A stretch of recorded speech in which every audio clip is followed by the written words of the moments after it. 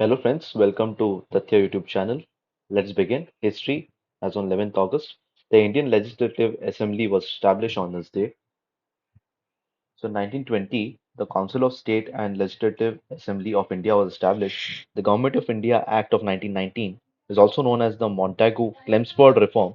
This act came into effect on August 11, 1920. This act establishes the Council of State and the Legislative Assembly in India. This is part of the series of reforms which is intended to increase Indian participation in governance. It has introduced a system where certain areas of the government were transferred to Indian ministers. This was a marked step towards self-governance. However, reforms were criticized for not going far enough in granting autonomy to India. So, what's the background of this step? So, reforms were named after Edwin Montagu, who was the Secretary of State for India, and Lord Chelmsford, who was the Viceroy of India. This act introduced to provide a greater degree of self-governance to Indians. This was in response to increasing demands for constitutional reforms. The intent of the British was to gradually introduce a responsible government in India. There was an aim of transferring more powers to Indian leaders and ensure participation of Indians in the administration of the country.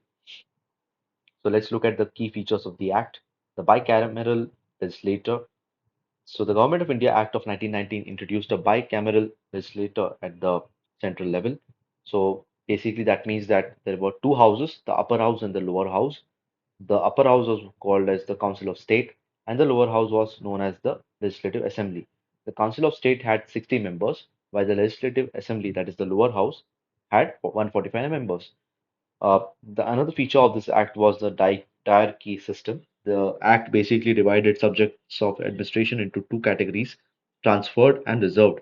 So the Indian ministers were given control over the transferred subjects such as agriculture, education, health, whereas subjects such as finance, law, and order remained under the British rule.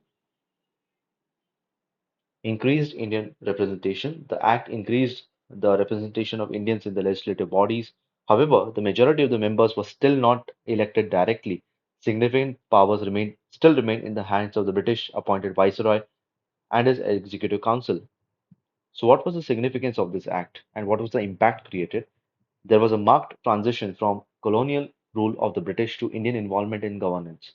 There were criticism from Indian nationalists for not going far enough in granting autonomy to Indian leaders.